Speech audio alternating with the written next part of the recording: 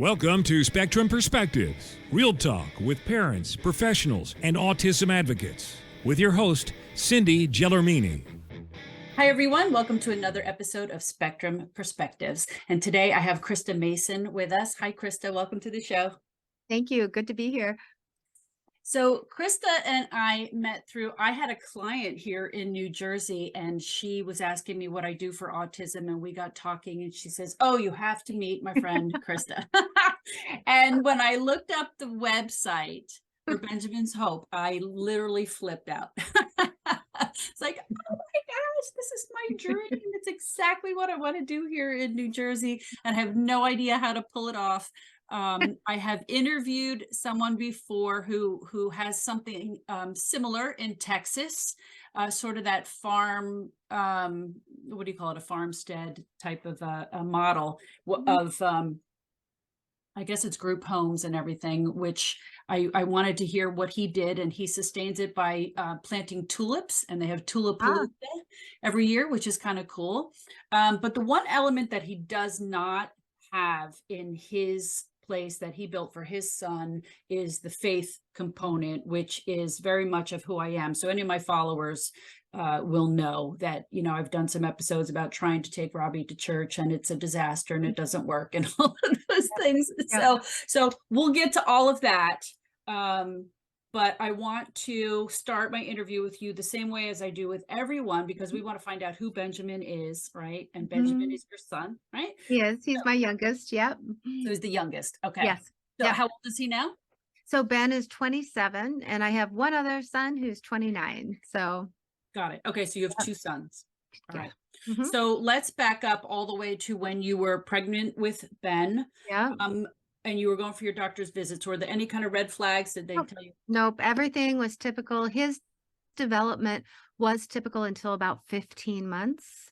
Okay. And, very similar to many stories, between I'd say 15 and 19 months, he went through a very, in hindsight, a very rapid regression. When you're in the middle of it, of course, you don't always see it with that clarity, but he went from being a very engaged, impy, fun, little guy, and he was developing language. And really over the course of 4 months, he lost all of that and just fully folded in. So, yeah. Can you pinpoint it to any particular time? Like, did he get sick, get a fever, anything like that? Or it's just sort of melted away?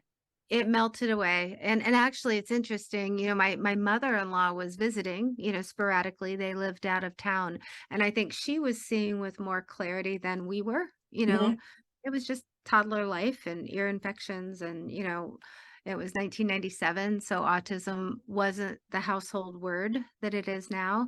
But interestingly, we had a neighbor move in 2 doors down from us, and they had a 6th grade son who had autism. And that might have been the first person with autism, at least diagnosed autism, that I knew. And she happened to be a physician, and she was watching. So kind of a, few factors that I believe God brought into our circle just to help us understand that something was happening beyond just typical toddler changes, right? So, and where were you living at the time? Columbus, Ohio, which is where I grew up.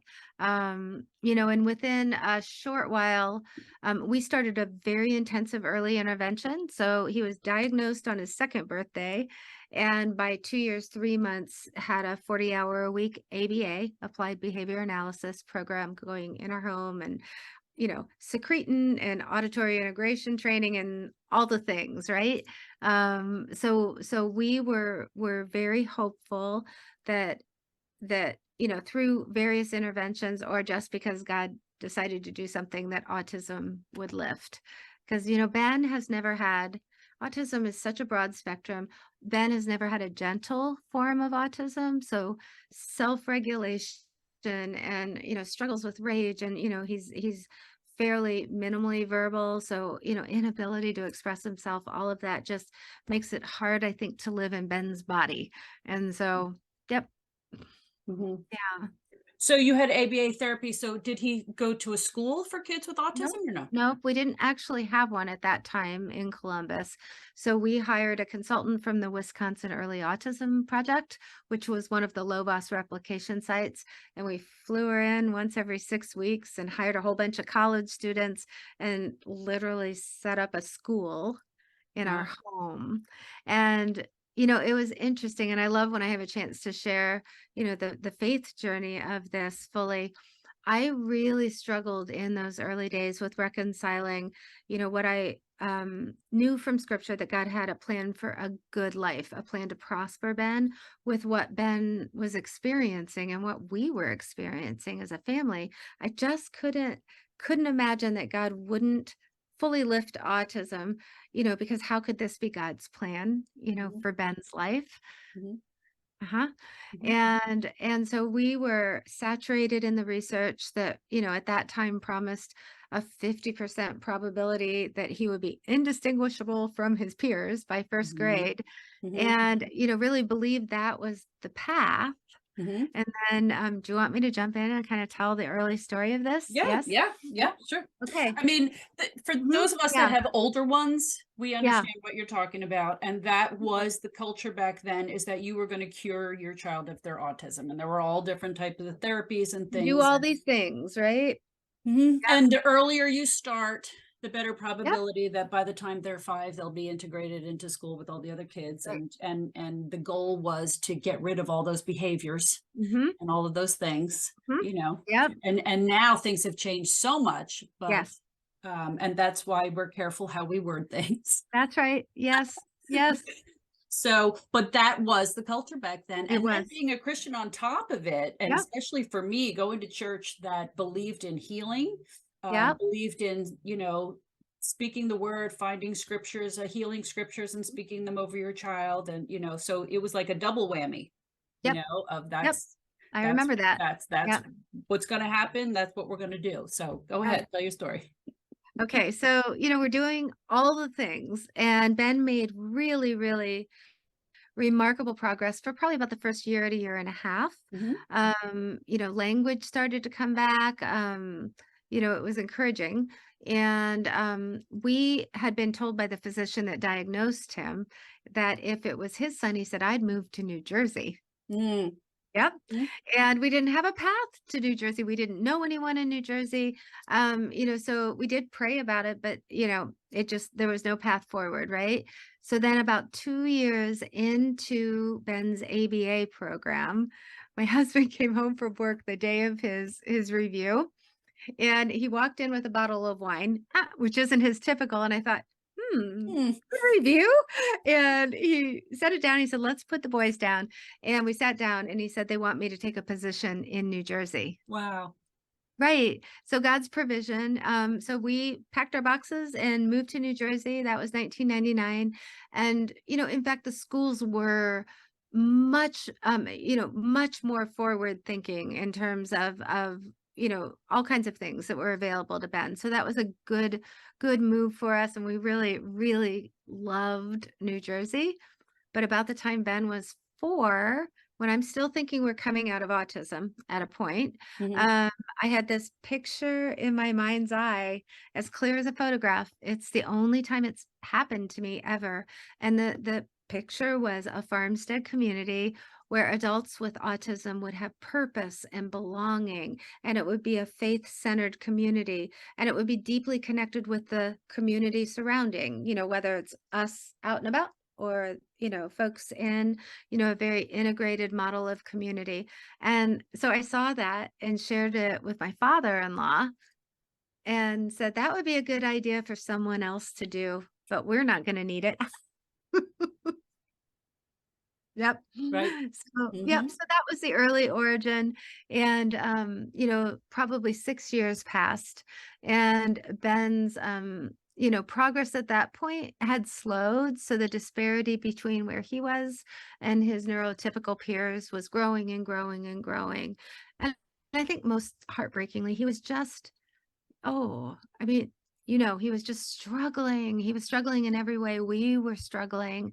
And I'm very sensitive to the conversation that is part of our time now, that, some people do not struggle with their autism and, are sometimes, not welcoming of parent perspectives, around, loved ones who do struggle. But, Ben, he would injure himself ourselves. Everything was hard for him. Mhm. And I was drowning, and my father-in-law was visiting again, my in-laws, and he remembered the conversation from years earlier, and he said, Krista, where are you with the idea for the farm? And I said, well, I haven't done anything. And he said, it's time. Hmm. And that was really, I think, what God used. It was one of those truth and love expressions. I was mad at him when he spoke it. I felt angry. I wanted to punch him. But I think he was seeing with more clarity than I was, and my husband was, that that Ben was going to need support for a lifetime. Right. And it was time to start. And how old was he at this point? He was, I would say, probably 10. 10? I was going to say, yeah, because he was 4 Yep. and then you said 6 years Yep. later. Okay. And by 10, I'm 5'1". He was much taller than I was, Mhm. much larger. And And that's only at 10. yeah, he was he favors my husband's side of the family. Yeah. So yeah, Yeah. yeah.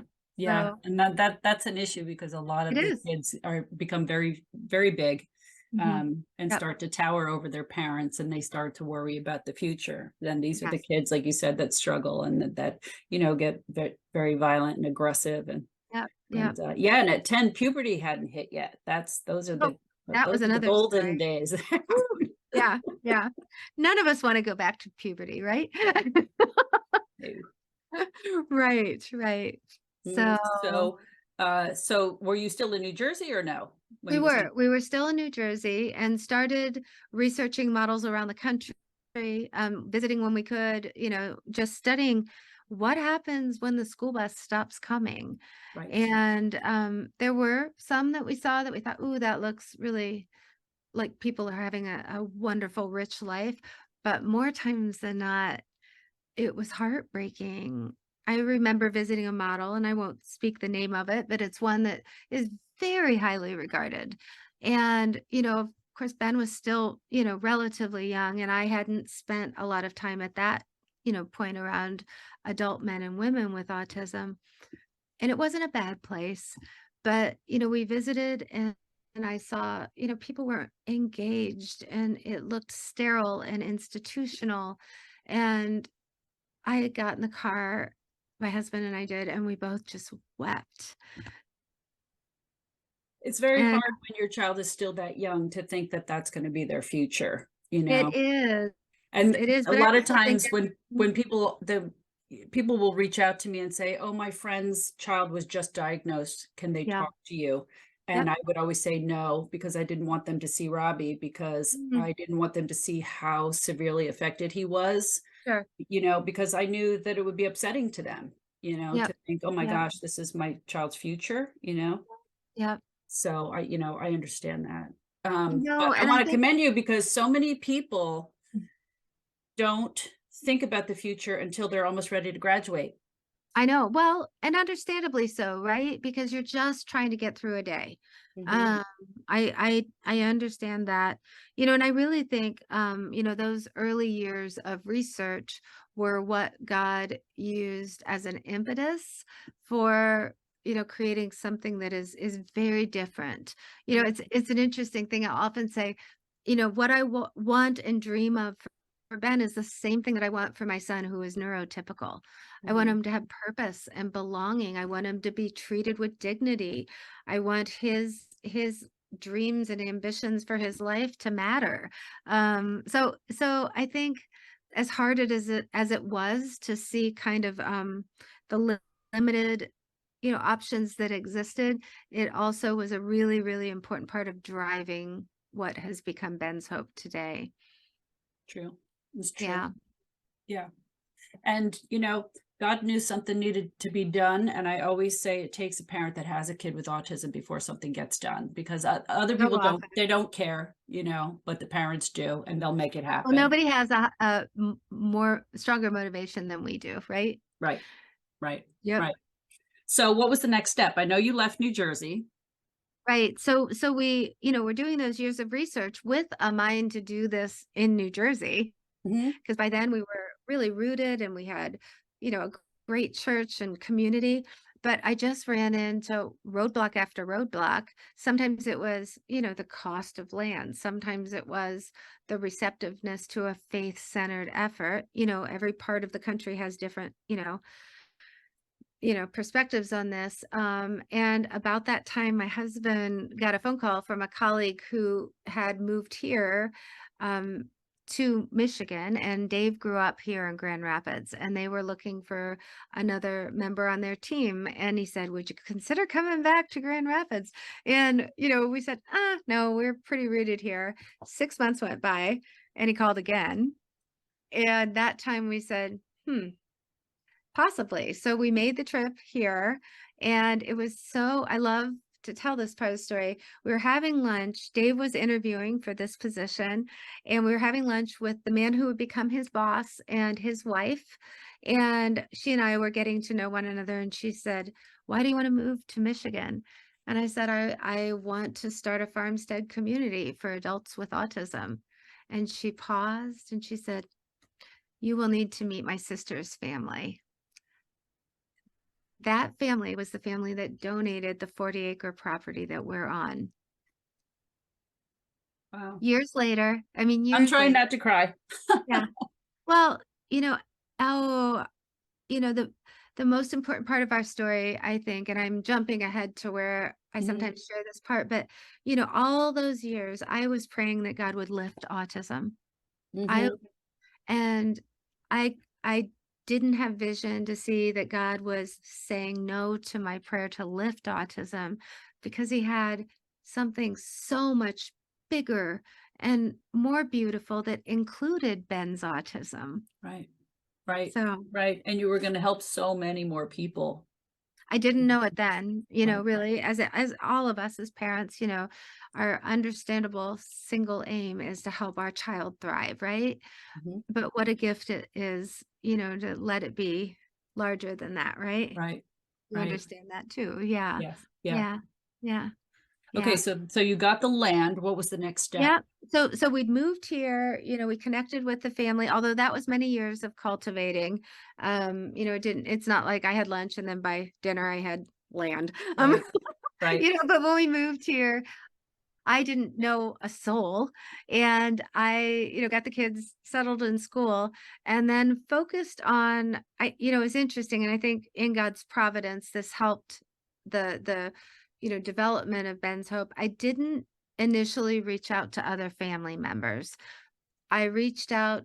I learned about who are the business leaders, the thought leaders, the nonprofit leaders, and public health care leaders in our community, and how can I get to know them? So I really, really prioritize that, because I think I looked at it as, I know the family story. And of course, all of our stories vary, but I didn't feel the need to connect with more families who were as desperate as we were. I think I recognize that I have a vision, but I have gaps in my experience, my professional experience, and I need to connect with people who are really strong in areas that I'm not, and I need to help them fall in love with this vision. So that was really my priority for the first several years. So it was relationship building, connecting with people that could help form a viable business model for Ben's Hope. Understanding, this is a huge hurdle, understanding how Medicaid and the public healthcare system works for folks with intellectual and developmental disabilities. So I would say the first 3 years of full-time work were fairly invisible to the broader world. They were much more about my learning curve, and then building a team of people that would be invested in helping me do this. Hmm. Yep. Okay. So keep going. Okay. So moved here. I'm looking at a timeline because I knew there'd be timeline questions. Yep. We moved here in 1997. Mhm. Or no, Ben was born in 1997, moved here from New Jersey in 2004, and then, did those early years of learning and bringing clarity to the vision and the business model, and then got our nonprofit status in 2007. Oh, you did when you were in New Jersey or out in Michigan? Nope, nope. We had been here a few years. And at that point, we had identified this property, but we didn't yet know if the family would donate it or sell it to us. But there were several things that happened in that early time that I think really launched us forward. One is we made a video because I thought, how do I, for an individual, maybe a donor, somebody in the community who hasn't experienced, life as we have with, autism, how do I create a yearning for this kind of community? So we created this video, and I'm kind of, I mean, when I look back at it, oh, it was so long. It was 11 minutes. It was way too long. I looked way younger. It's all fine. But it was a useful tool to then be able to sit down with people in the community. And we have, a father and a mother and a sibling, telling their stories. If I were doing it over today in our present day, I would find a way to capture the voice of people with autism, but we thought differently about things, back at that point. So we created that video. Was And it then, just you and your family, or were there other people in the video? nope, I borrowed other families Okay. that I had met along the way that I knew really desperately needed something like this. Mhm. And they just told their stories. And I was working with a psychologist in town who had a lot of experience in this space. Mhm. He talked about the scarcity of resources and kind of, set the point for thinking differently about, it's not, we talk a lot at Ben's Hope about a dignity-based approach. It's not about, a top-down people caring for. It's rather, how do we create a way that we are mutually contributing to community and we're co-laboring for the kingdom. So even in that early day, I think some of the cultural values that make us distinct and I think are God honoring, we're starting to form about a different way of thinking about adult life, rather than, we've obviously gone through, 50 years of deinstitutionalization. And as we grow and grow and grow as communities, I think we become more creative and intentional about creating opportunities for people wherever they may fall on a spectrum to really have lives that reflect their own desires and values. So, got nonprofit status in 2007, started creating ways to talk about the vision with the community. And an interesting thing happened. There's a furniture company. I'm not sure you have it out east, but did you have Art Van Furniture? No. Very Okay. big in the Midwest, just, nice, great company. And I happened to be encouraged to apply for what they had just launched. It was called the $1 Million Charity. And, I wrote a grant at that point in time. I probably hadn't written grants before, sent it in, and we won it. And what happened with that, because that's a very, very well-known and Was it for $1 respected. million, or that's just what No, it's no, called? no, no. I don't remember what the amount. It was generous. Many organizations got it, but we did get it. And with that came, they ran a spot, maybe a 30-minute spot that ran on our local stations here. And I think they ran it, I don't know how long they ran it, maybe a year and a half, a very long time. But it gave visibility to us. Frankly, before we probably had earned it, and I think helped the community kind of embrace and engage that this was coming. So that was a really key part, and they have to this day remained just a really valuable partner with us. So Okay, so somebody donates the land, you start writing grants, which yep. which I've heard is not fun. It helps to get a grant writer to help with things like that. Yes. So how long did it take for you to raise the amount of money necessary before you were able to break ground? And what else was going on behind the scenes within that time? What else were you learning? Right. So the board had made a commitment that we've maintained to this day of being debt free. Love that. Yep. And I think, I can sleep at night, models like Benjamin's Hope, that are providing, 24/7 care, especially to men and women who are profoundly affected, meaning perhaps a very complex behavioral profile or medical or some combination of both. These are super expensive models, right? Because of the level of staffing. And so we knew that Medicaid funding was going to be important. Very few families can actually afford this kind of a model out of pocket. And Mhm. because of that, we committed to being debt free because we thought, all right, if Medicaid's going to be a critical part of our revenue, we can't have debt on these buildings. So that influenced, I think, our timeline in developing. And I had people challenge me along the way, and I'm glad we didn't deviate from that. So we had a lot of fundraising to do before we could put a shovel in the ground Mhm. because of that decision. Property was donated in 2010. And we had enough raised to begin construction about a year after that. So we were able to A build our year? first. That's it? Wow. Well, I'd been at it for a while. Remember, I've been Mhm. fundraising since 2007.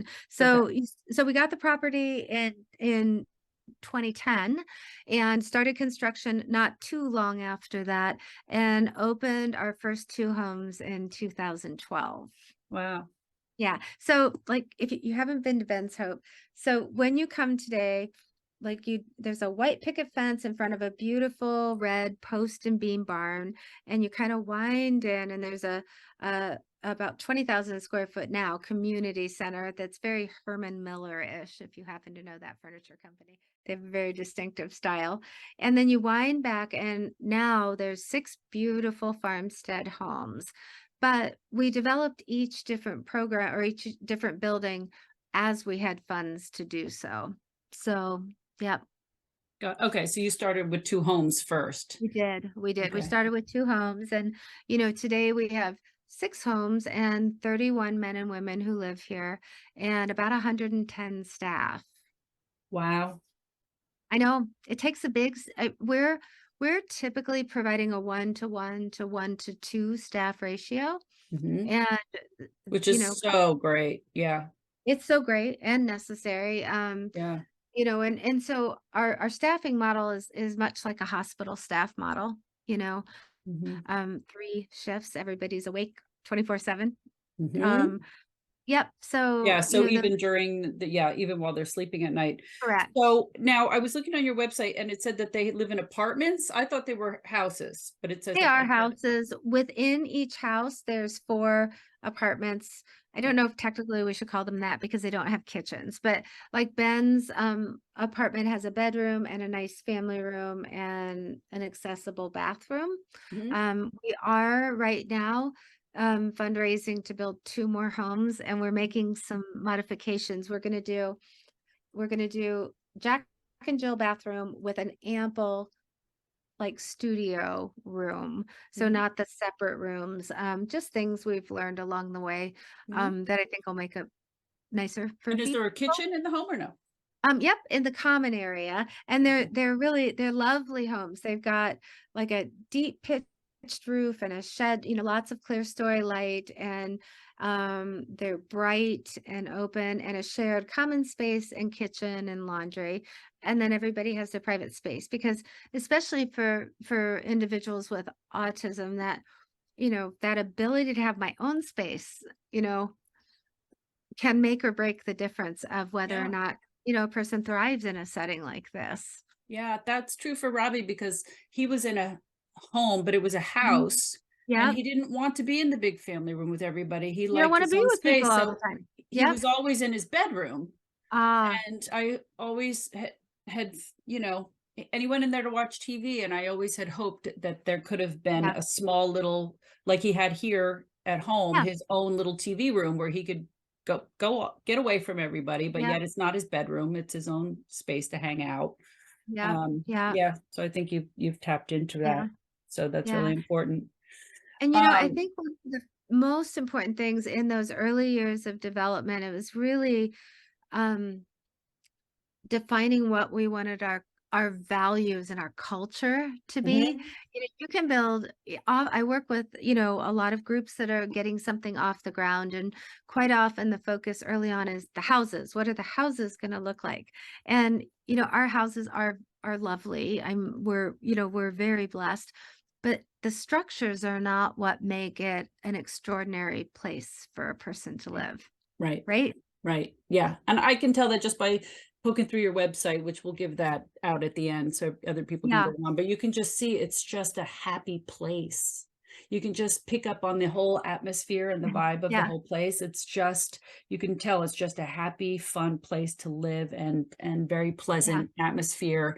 And I'm like, I would like to live there. That's I the I kind of place I that you feel like want. I live here some days. Yeah, you do.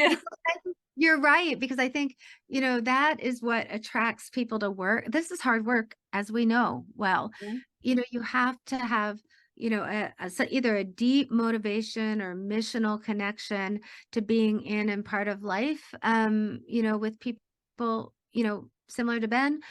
But it has to also feel like I'm part of something that's bigger than me. I've got a community. I'm known and valued as an employee. Um, and that takes a lot of intentional cultivation. So it was interesting because we started using the phrase the Ben's Hope way many years ago now. And it was kind of like this phrase that we just knew when we got something right or when we got something wrong. Is that the Ben's Hope way? And my board president years ago gave us a challenge and he said, define it. So we did. As an admin team, we workshopped it together and came up with this language, the Ben's Hope way: committed to loving God and others. We fiercely respect the dignity, intelligence, and value of all humans. We are creative, courageous, and committed to excellence. Through the love of Christ, we live the abundant life together. Nice.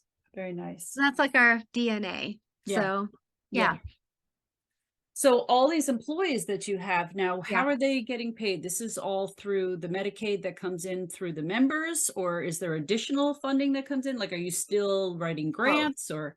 Yeah, so our Medicaid funding, the way that it works here in Michigan is an individual, Ben, for example, I could talk about Ben without HIPAA lightning striking. Yes. Ben is evaluated by his county, and the assessment determines what his support needs are and consequently what his budget is. So then the county contracts with Benjamin's Hope, and we receive that money in a daily per diem for his care. So that's what I'm using to pay the staff that provides support for him. That funding always falls short. It never covers the cost of care. So we are always fundraising.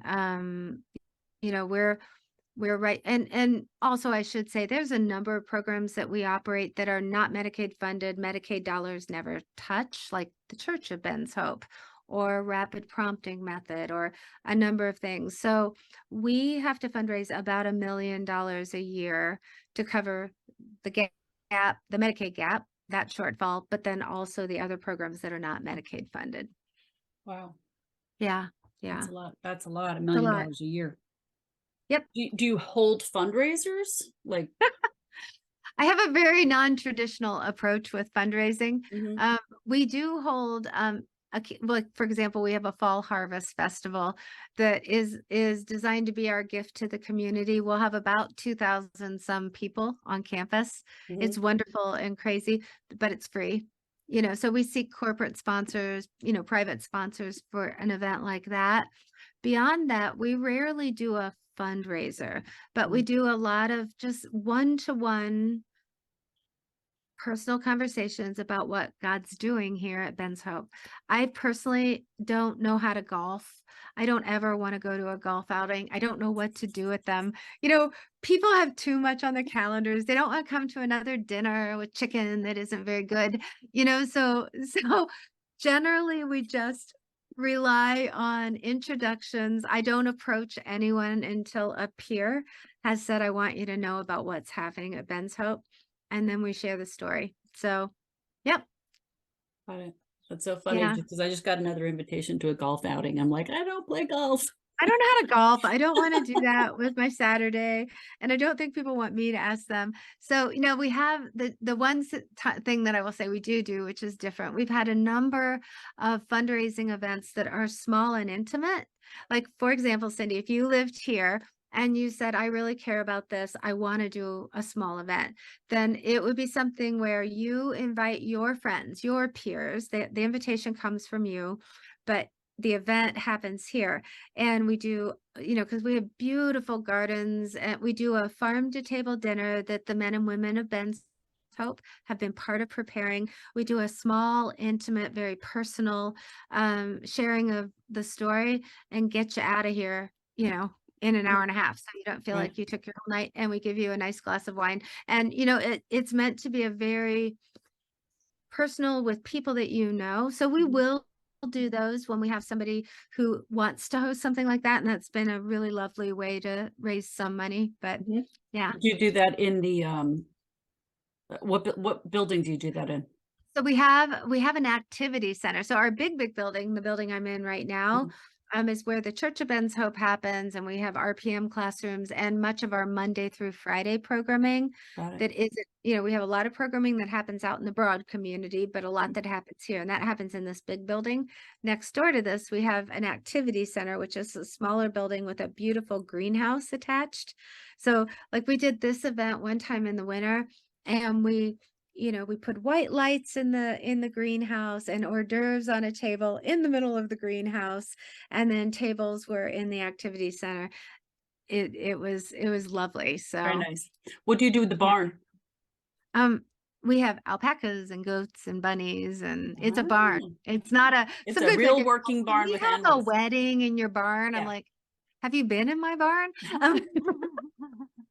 Yes, I saw on the website that you sell yarn made out from the alpacas. Yep, and we sell products that we have a really robust Monday through Friday program. Day program is a bad word these days, so I won't say okay. Program that occurs in the day, which is really designed for men and women who have finished schooling and perhaps didn't have a straight path to employment. So that program is called Next, because the question that I get from parents all the time is, what's next? What's next? Right? What's next? I get it from people, with autism.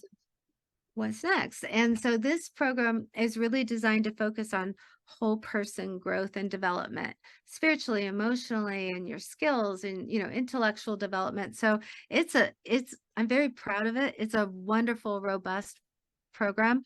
But part of it is learning to take care of animals and learning skills in horticulture. We have a culinary program, and here's a neat story. So one of the women that I work with has 2 sons who have Down syndrome, and they both participated in Next last summer. And they loved their brothers. They loved the culinary program. And so they learned all about, measuring and chopping and assembling, some lovely, organic out of our garden meal. And they now kick their mom out of the kitchen. And they know how to make 2 meals from start to finish.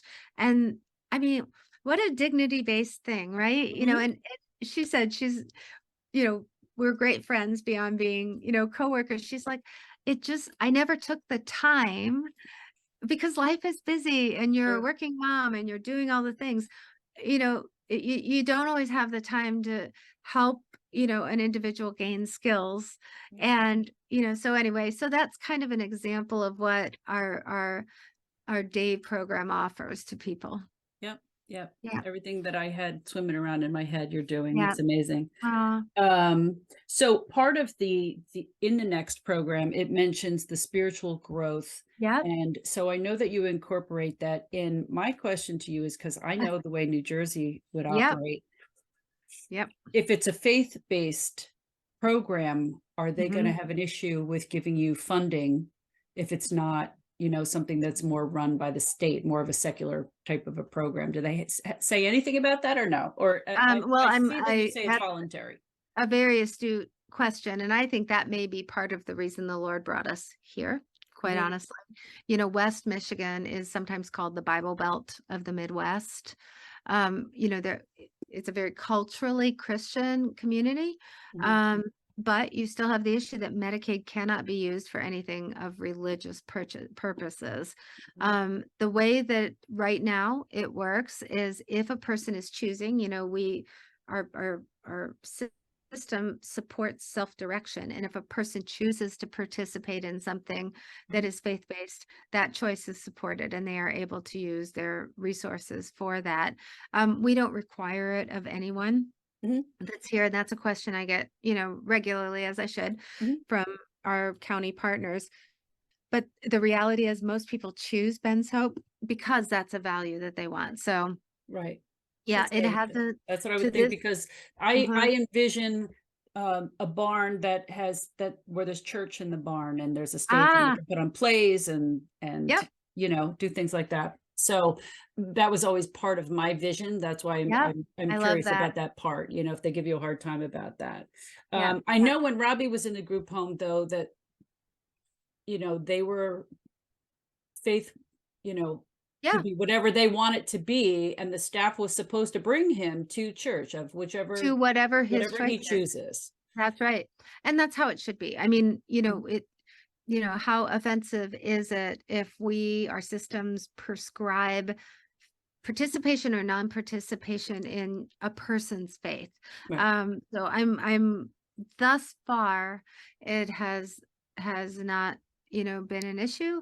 Mhm. But as a board, we talk an awful lot about sustainability and, you know, even if the faith centeredness were designated as an with the IRS as a faith-based nonprofit, even if that is not an issue, the eroding amount of Medicaid funding is. And, our wages, with what labor is right now, since 2010, when we opened, we have an 83% increase in what we're paying our staff. Mhm. Yeah. Yeah.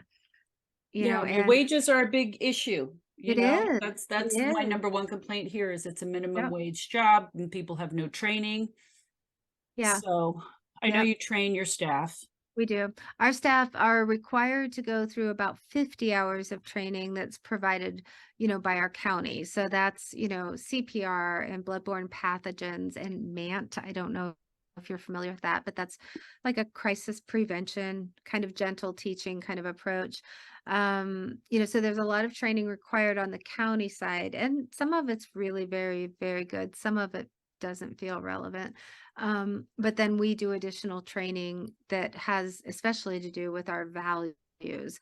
Some of our core values are, as I've mentioned, dignity-based communication. So when you're supporting an individual who's an adult, don't speak in a baby voice. Mm. That strips dignity. What does that look like? Doing with, not for. Doing for someone, something for someone that they can do for themselves strips dignity. Mm. We talk a lot about the duty of care versus the dignity of risk, which is a big discussion in our industry. Like, in days of old, if a person moved to a group home, they sat on a couch, they were disengaged, people did all the things for them and they watched TV, right? Mhm. Yep, pretty Yep, much. yep. And I But requested over and over again, some type of a schedule. I'm like, he can be doing his own laundry if you would just help him, yes, and stop yes, doing it for him. There's no reason why yep, he knows how to put his clothes in the washing machine and take them out and put yes, them in the dryer. And you just have to put out the effort to do it with him, you do. I love that. I mean, but that's it's not often enough seen, and it takes a lot of I think ongoing commitment not to do for, because I think a lot of people that are drawn to work in this industry, they're natural caregivers, they Right. want to provide care, but it is a paradigm shift to say sometimes we aren't helping a person grow by Right. doing too much. And what does that look like? Mhm. um yeah, I so think like it has to be more of a teacher mindset rather than it, a mothering mindset, or a right? peer mindset. Yeah, the mother mindset It can be problematic. It can be Moms do all lonely. the cooking, the cleaning, do everything for them, No, and it's no, just we don't do that. We right. don't do that. And like, Ben lives in a home with 3 other men, and one of the house managers is a guy about his age, former special ed teacher, just the neatest man. And he took the guys fishing. Ben, I don't fish, so I had never taken Ben fishing. Ben went fishing. That's awesome. Yeah. Another story is one of the men that lives in the house sadly lost his father a few years ago, and he and his dad rode a Harley Davidson together. His Huh? dad was a motorcycle guy, and I'll call the guy Joe. Joe grew up going for rides on his dad's bike, and he misses his father so much. And one of my staff here, and we call our staff sidekicks, just the Cute. concept of you need Mhm. me and I need you. So one of his sidekicks knew how much he missed his dad, and he brought his Harley Davidson motorcycle out to Ben's home, and of course got permission from me and the family.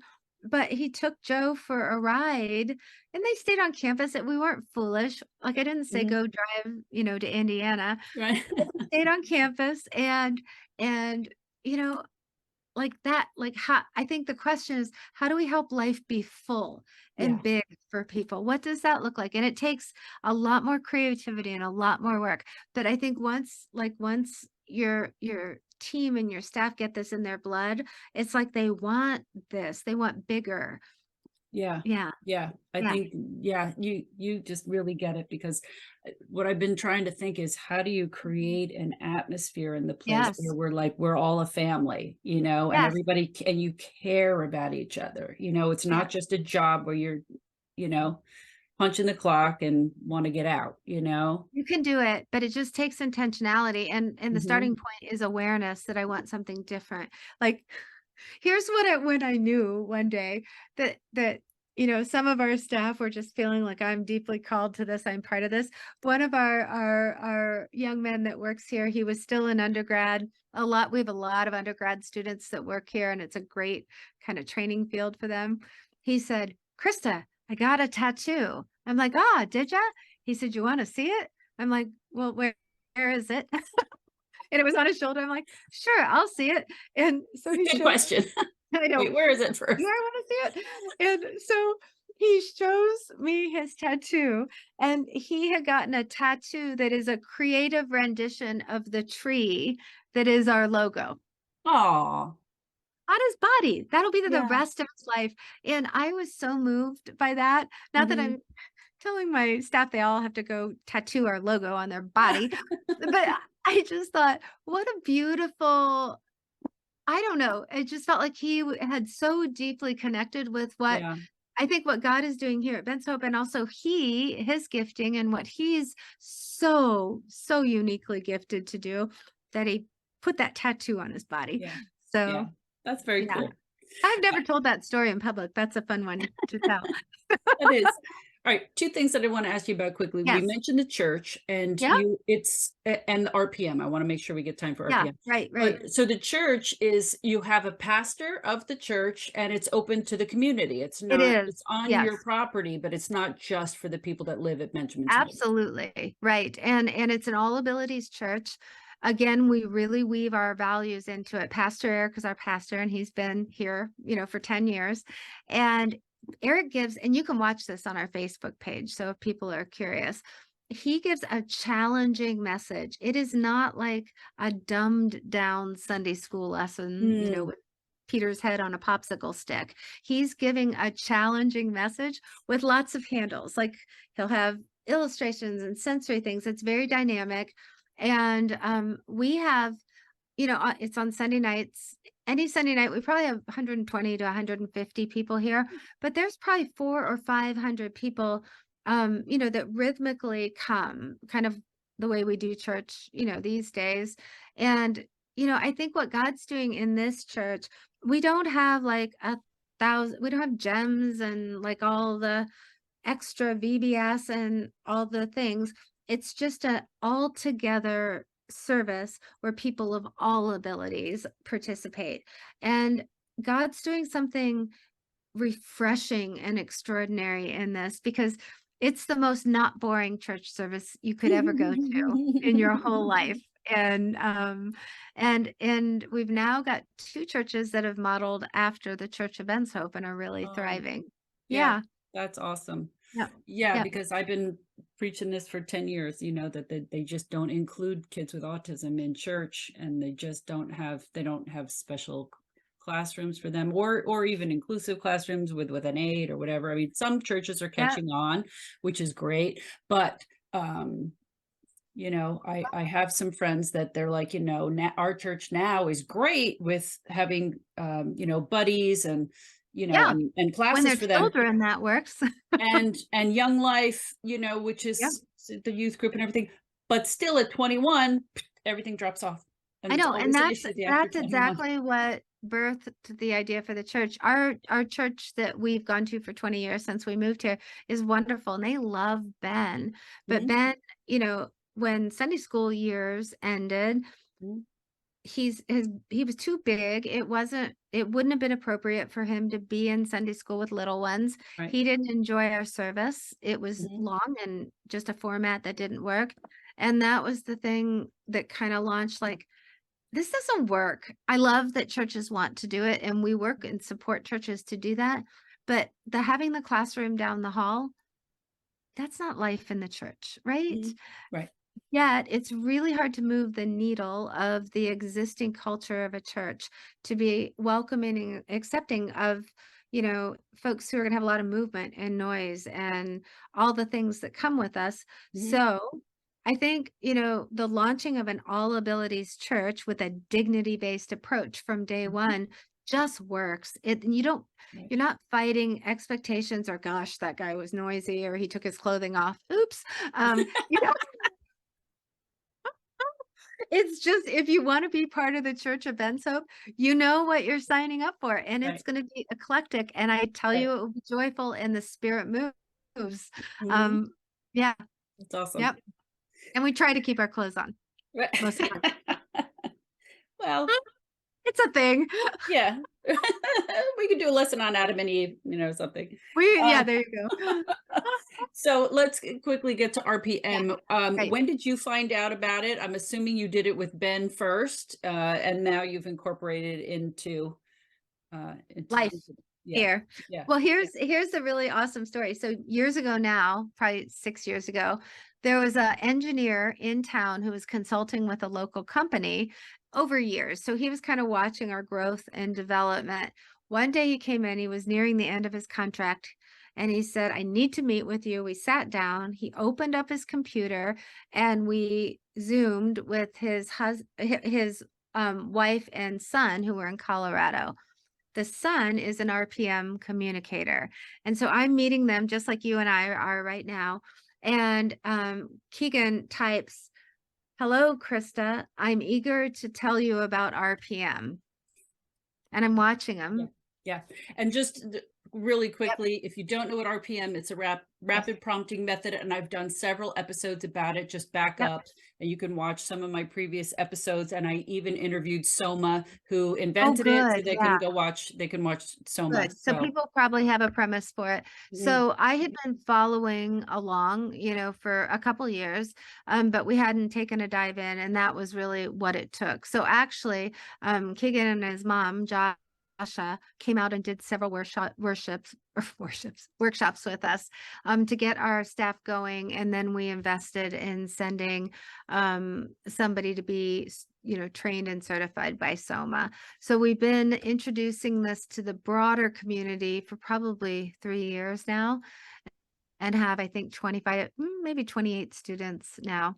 So, and then so of course, so is it Mhm. open to people that don't live at Benjamin's Hope Yes, as well, that yes, they can come and learn they RPM? absolutely can. Yep. I mean, we've got Okay. youngsters, we've got older, students, and that's a real growth area for us, because I truly think, it's one of the very most impactful things that we're offering. I mean, the Oh, it's church is huge. wonderful, residential is so needed, but RPM, oh my goodness, so Yeah, when life-changing. I went on your website, I think before I even talked to you, I saw the Yep, language of presuming intelligence, and I said, presuming "Oh, that's intelligence. RPM speak." It is.